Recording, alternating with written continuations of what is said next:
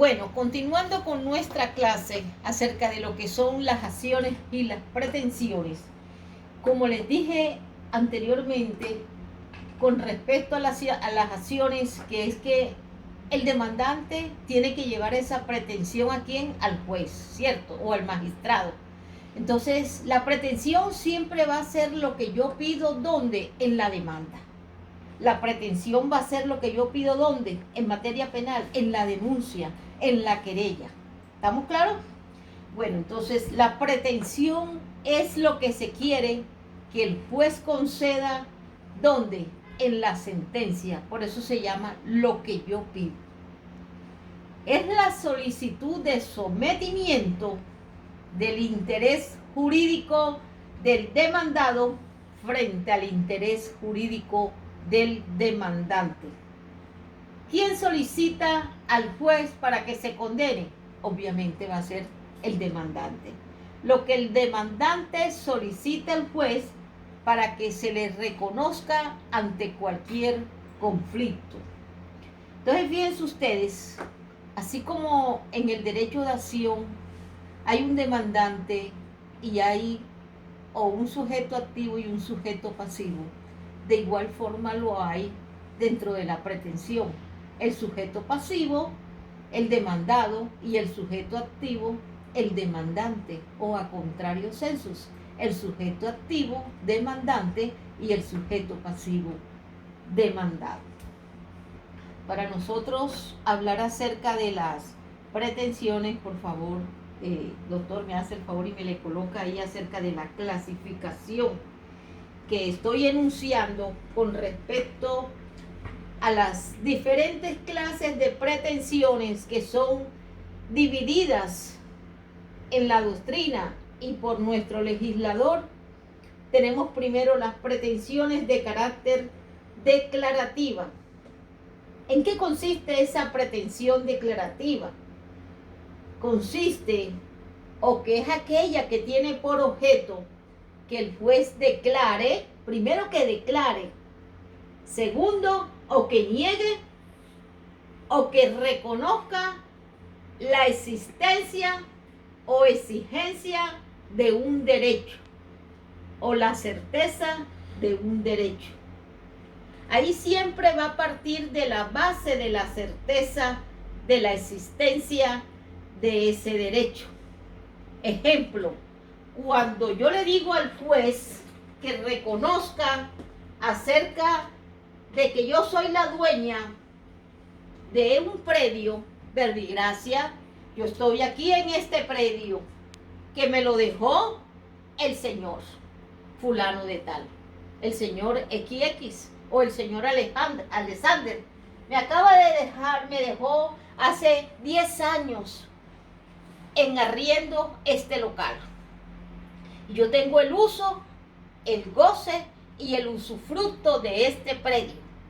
Entonces, como a él no le interesa, porque yo no he sabido más nada del señor Alexander, pues la gente a voz populi me dicen, doctora, ¿y usted qué hace ahí adjuntando esa plata, enviándola al banco para que cuando venga la persona que le arrendó ese inmueble, aproveche esos dineros que usted le ha tocado pagar, agua, luz, etcétera, etcétera, todos los servicios públicos que hago yo? Tiene toda la razón. Ese señor Alexander no necesita ese inmueble. Entonces, ¿qué yo hago? A través de una pretensión, de una demanda, con una pretensión declarativa, solicito que se me reconozca a mí como propietaria, como dueña, y se me dé la tradición de este inmueble por haber vivido yo más de 5 o 10 años, demostrando obviamente mi boniface o mi buena fe sobre ese inmueble. Si yo tengo buena fe de que no estoy actuando de mala fe en ningún momento, porque fue el arrendador el que me dejó aquí y no dijo más nada, yo no supe si se fue para Venezuela, para Estados Unidos, si se murió, no supe nada. Entonces yo obviamente no es que me esté apropiando de ese derecho, sino que yo quiero que se me declare a través de una pretensión declarativa por medio de la figura de la prescripción. Y como es un inmueble que está en una parte residencial urbana o rural, yo solicito la prescripción a través de la prescripción ordinaria o la prescripción adquisitiva. Si nosotros hablamos de la prescripción ordinaria, tenemos que hablar de una prescripción ordinaria de 5 años. Si yo tengo más de 10 años, me voy a ir a una prescripción de carácter extraordinaria porque han transcurrido más del tiempo que exige la ley, que son 10 años. Por eso es que yo, doctores, si el secretario mío, yo tengo 2 carros, un automóvil y una camioneta. El carro, el automóvil no me gusta, no lo utilizo.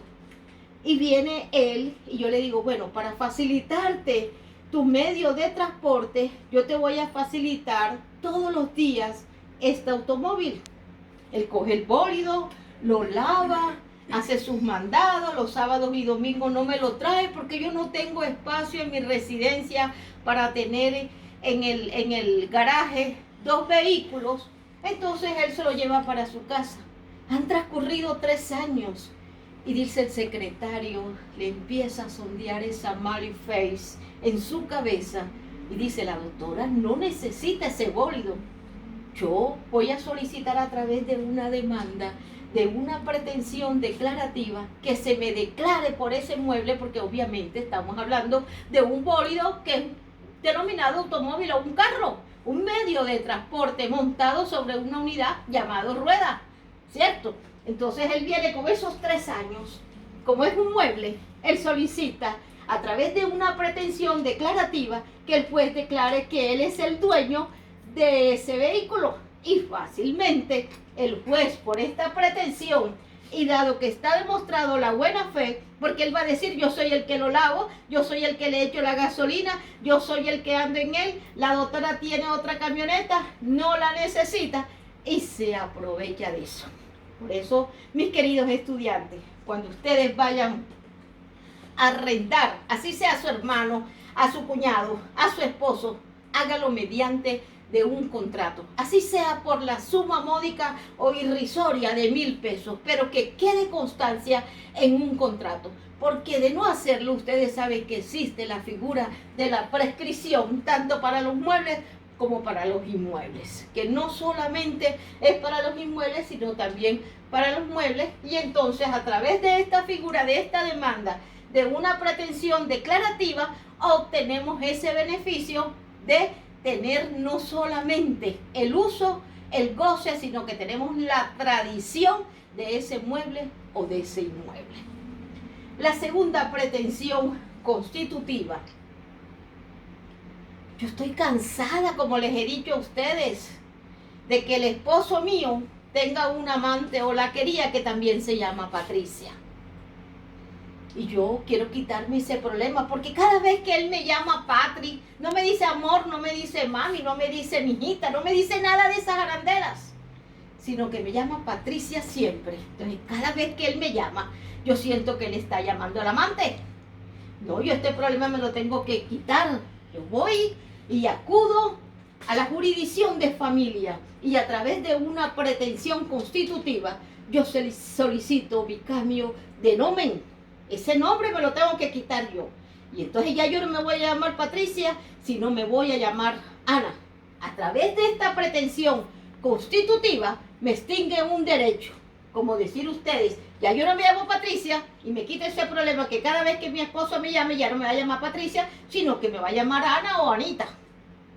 Y se le va a acabar ese problema y también voy a quitarme yo este problema de mi mente. Entonces, esos cambios que se extinguen de uno a otro, verbigracia, cuando yo digo, me voy a divorciar, yo estoy casada en estos momentos, pero para yo dejar de estar casada, yo tengo que acudir a la figura del divorcio y lo hago a través de qué clase de demanda y qué pretensión debe tener. Debe tener una demanda y por obvias razones una pretensión constitutiva como existió, que era de que estar casada a volverme ¿qué? Separada o divorciada.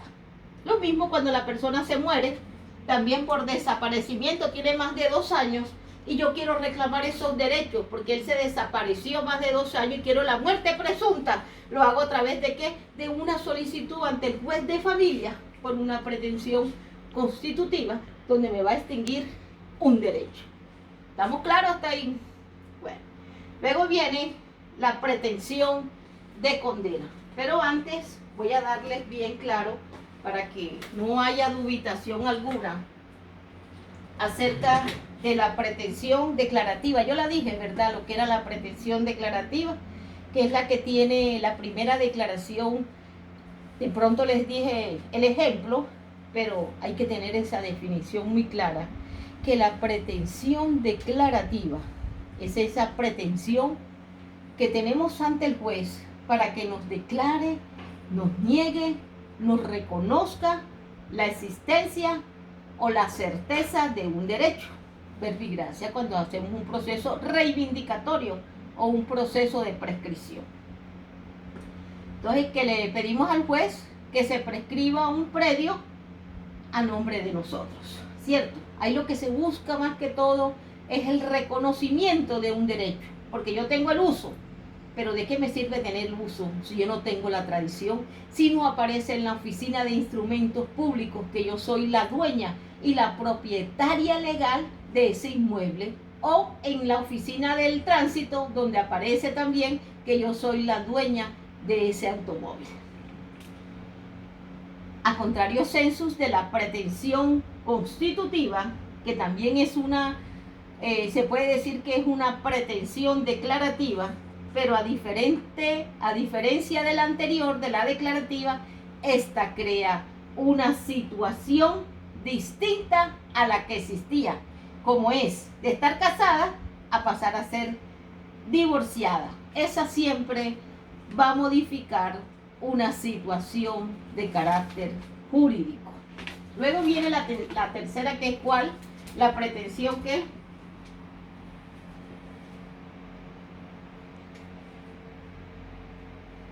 la pretensión de condena. Entonces, su finalidad es que el demandado cumpla con una obligación. ¿Cuál obligación, señores? Una obligación de dar, hacer o no hacer, ¿cierto? Respecto de la cual existe una incertidumbre en lo que a su existencia se refiere. Quiere decir la falta de certeza. ¿Qué pasa ahí, señores?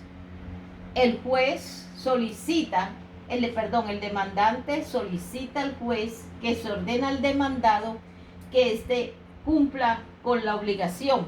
Verbigracia, en un proceso de un accidente culposo.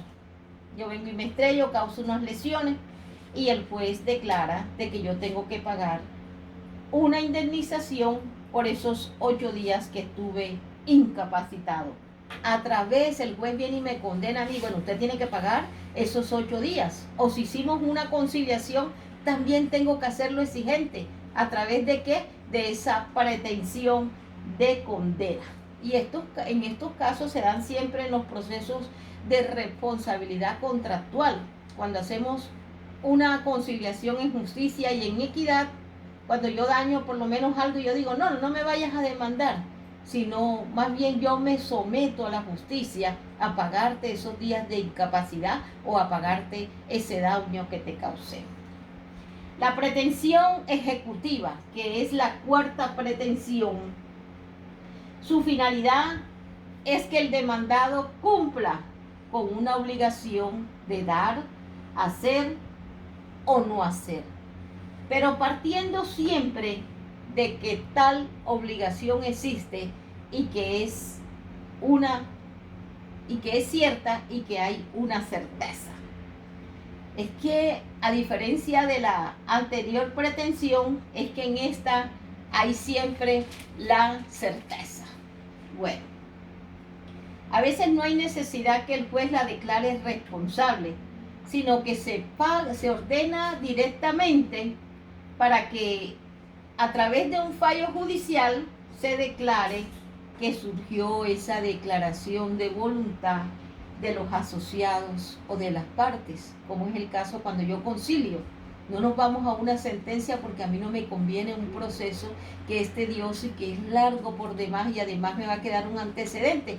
Vamos a arreglar esto, yo te voy a declarar de que yo te debo tanto y arreglamos amigablemente, ¿cierto? Entonces a través de esa pretensión ejecutiva yo puedo solicitar para que tú pagues esa indemnización de perjuicios. Y la quinta pretensión, denominada pretensión cautelar.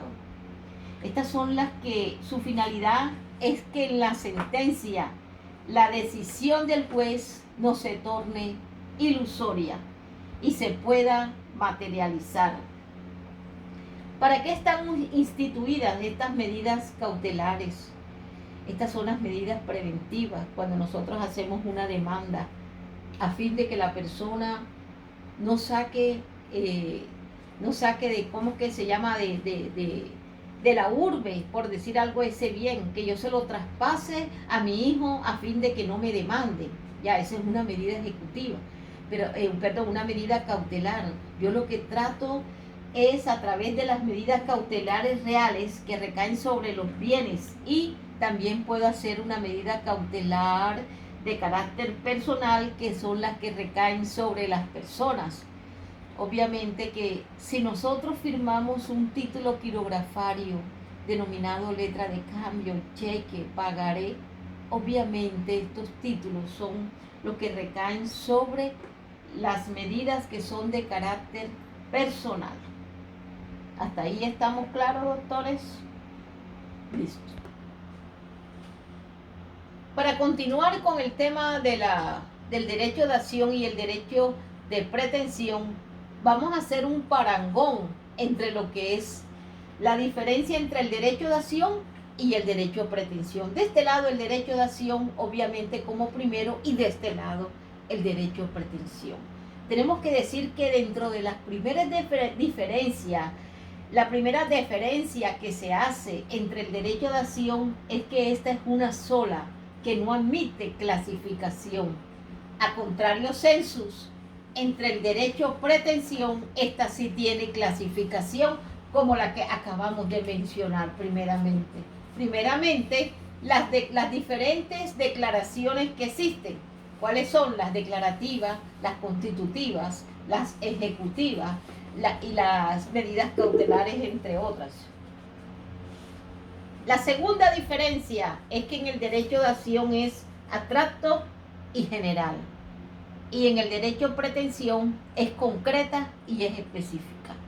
Si yo no pido lo que yo quiero, el juez no me lo va a conceder, pues yo tengo que ser clara, tengo que ser concisa, tengo que ser específica. Yo quiero esto, yo quiero que se me pague 1,000 pesos por este perjuicio. Si yo no digo esto, obviamente yo no me puedo ceder, porque ya no era como antes, que en el derecho uno se cedía cuando se daban las ultrapetitas y las extrapetitas.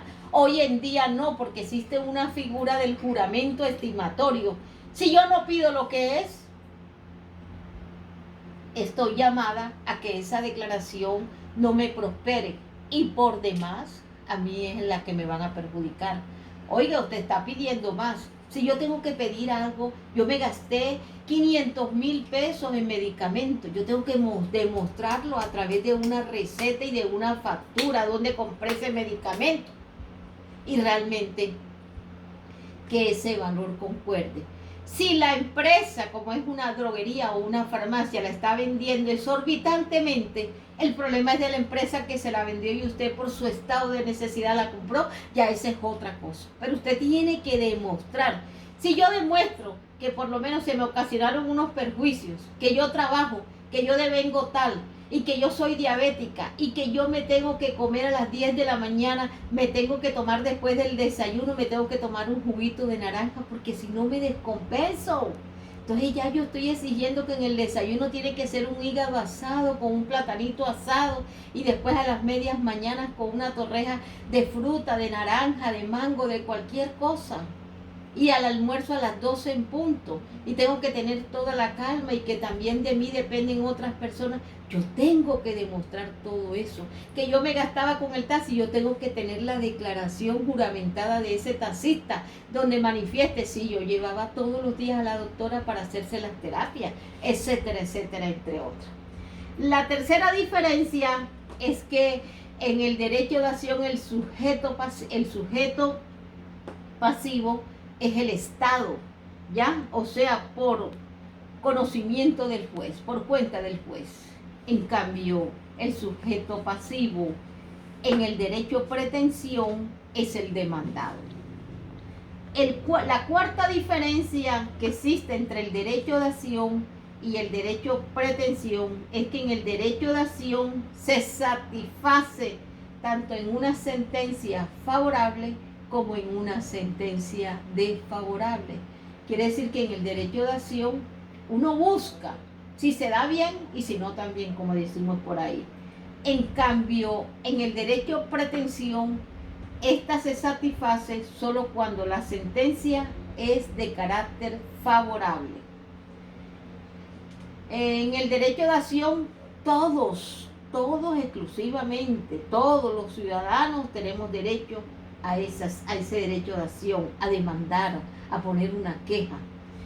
En cambio, en el derecho a pretensión, la única forma de tener ese derecho es ejercitar ese derecho ante el derecho de acción. Muchas gracias. Como quiera que nosotros en clases anteriores hablamos acerca de la jurisdicción y competencia, les expliqué ese organigrama paso por paso de forma minuciosa, donde les manifesté las diferentes disciplinas, cómo se componía cada una de ellas. Tengo que decirles que a manera general, la jurisdicción es la facultad abstracta y general que tiene el Estado para administrar justicia. ¿A través de quién? De sus jueces. ¿Con el fin de qué? El fin principal del Estado es satisfacer los intereses generales de aplicar un derecho a cada caso concreto. Tenemos que decir que esta jurisdicción tiene unas características. ¿Cuáles son las primeras características que tenemos? Primero que todo, que es autónoma. ¿Por qué es autónoma, señores? Porque es el Estado, únicamente el Estado, la que la ejerce soberanamente. Estado sobre los particulares, ¿ya? Entonces, aquí no podemos decir que somos nosotros que vamos a utilizar, como se hacía en otros tiempos, con la ley de Werner, ¿se acuerdan? De la composición, de la ley del talión, ojo por ojo, diente por diente, no. Ya en nuestra justicia, nosotros no podemos tomar la justicia por nuestras propias manos, sino que tenemos que ejercerlas a través del Estado. Y el Estado dice, no, esto no es mío, para eso yo conformé la jurisdicción. Y la jurisdicción, si es penal, se va por la justicia penal conforme está el organigrama. Si es civil o laboral o familia o administrativo, ahí hay una confrontación de cada uno de ellos de acuerdo a sus competencias por su naturaleza y por su respectiva cuantía y también por su factor territorial.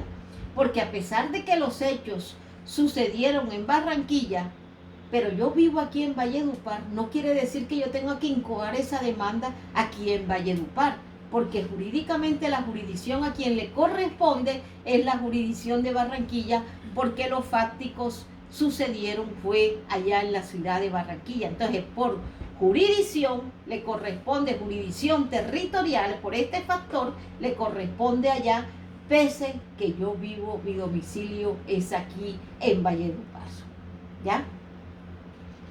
Entonces, es también de carácter exclusiva, obviamente, porque es exclusiva porque siempre va a estar en cabeza del Estado y a través de los entes del Estado para que se adecúe.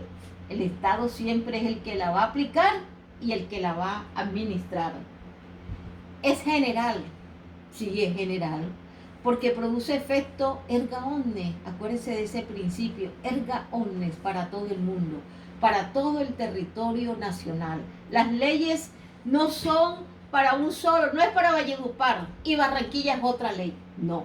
Desde Barranquilla hasta Leticia, que es el último departamento, ¿cierto? Entonces las leyes son iguales. No es que en Barranquilla va a haber pena de muerte y en Leticia no lo hay. No, señor. Si las penas en especializado son hasta 60 años, hasta 60 años es para todo el territorio nacional el que comete un punible de lesa humanidad y crímenes de guerra. Bueno, también tenemos que decir que es permanente. Es permanente porque siempre va a estar de forma continua, siempre se va a estar dando. También tenemos que decir que otra característica de la jurisdicción es que es independiente. Claro que sí es independiente, porque nosotros no podemos confundir el derecho penal con el derecho civilis, ni el derecho civilis con el derecho de familia. A pesar de que el derecho de familia, el derecho civil, el derecho agrario, el derecho mercantil, el derecho comercial se guía por lo que tiene que ver con el procedimiento en lo atinente al Código General del Proceso, cada una es independiente y autónoma de las demás disciplinas del derecho. Civil es civil, comercial es comercial, agrario es agrario y mercantil es mercantil. Bueno, también tenemos que decir también que es independiente porque nuestra rama es la judicial y está separada de la legislación, de la rama legislativa y la rama ejecutiva. A pesar de que la rama ejecutiva la ejerce el presidente como jefe supremo, él no puede decirle a un magistrado: oiga, no me condena a este señor porque este señor es primo mío. No, señor, porque la rama judicial es independiente, es autónoma y es de carácter general, pero no tiene nada que ver con el que hace las leyes ni con el que las ejecuta tampoco. Cada uno con su función. Vaya, señor presidente, y vaya, manda ya usted en su rama ejecutiva, pero no se meta con la rama judicial, porque es una falta de respeto usted meterse con esta rama. Es indelegable. Cuando nosotros hablamos de indelegable, ¿qué queremos decir? Que no la podemos delegar. Es como cuando usted me dice a mí: profe, deme un permiso porque yo tengo que ir a firmar una cuestión allá en la notaría.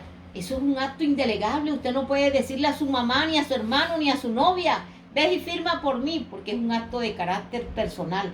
Todo lo que yo no pueda delegar es de carácter, ¿qué? Indelegable. El juez civil, y que tenga su competencia, no le puede decir a otro juez civil que aunque tenga su misma disciplina, pero aquel tiene otra cuantía, porque aquel maneja aquel juez civil es del circuito y yo soy juez civil municipal. Si yo soy juez civil municipal, yo tengo que manejar los negocios que son de menor cuantía. El juez del circuito maneja en su categoría los mismos procesos, pero de mayor cuantía. Por ende, es independiente totalmente. Entonces, no puede en ningún momento coger a su arbitrio las leyes a su favor, porque es que ahí está mi primo y yo lo voy a favorecer. No lo puedo hacer porque se puede dar la figura de la recusación en ese caso. Tenemos que hablar también de los poderes que emanan de la jurisdicción. El primer poder que emana de la jurisdicción es el poder de decisión. El poder de decisión es aquel deber de decidir, de resolver los conflictos que se ponen en quién, en su conocimiento. Es el verdadero poder de los jueces, ya que a través de este es el que dirime con fuerza obligatoria esas controversias que le llegan a él.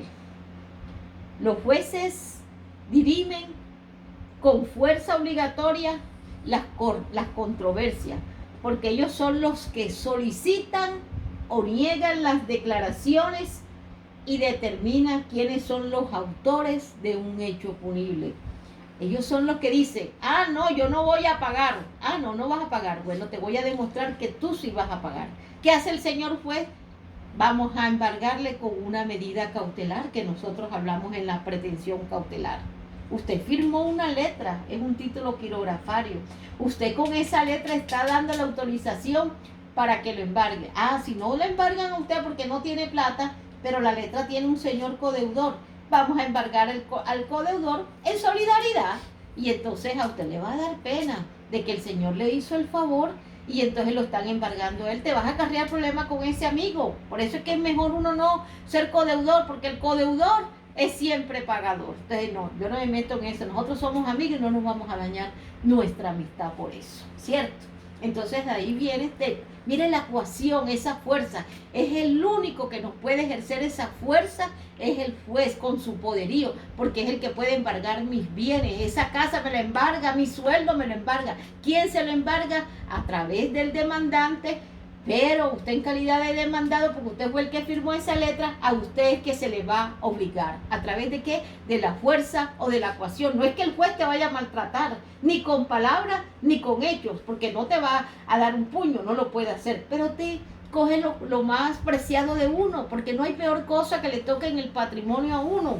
A mí cuando, tú eres amiga mía, pero cuando me dice, Patri, préstame 50,000 pesos, uy, parece que me dieran duro. No me gusta, ¿verdad? Porque ese es mi patrimonio. Entonces, por favor, no toquemos a nuestros amigos con esa cuestión de ser codeudor. Bueno, hay otro poder que es el de coerción, que como les dije precedentemente, es el que ejerce ¿quién? El juez. Y es el que va a dirimir esos obstáculos, que va a decir, no, que yo no tengo bien. Bueno, vamos a averiguar en instrumentos públicos a ver si tú no tienes una casa. Vamos a averiguar ante la oficina de tránsito a ver si no tienes ese bólido, ¿cierto? Entonces, ahí es cuando se oponen al cumplimiento de una obligación. Entonces, cuando yo me declaro insolvente o solicito un amparo de pobreza ante la autoridad, porque es que yo sí tengo un patrimonio, pero es que, doctor, yo ese patrimonio que tengo es para mis hijos.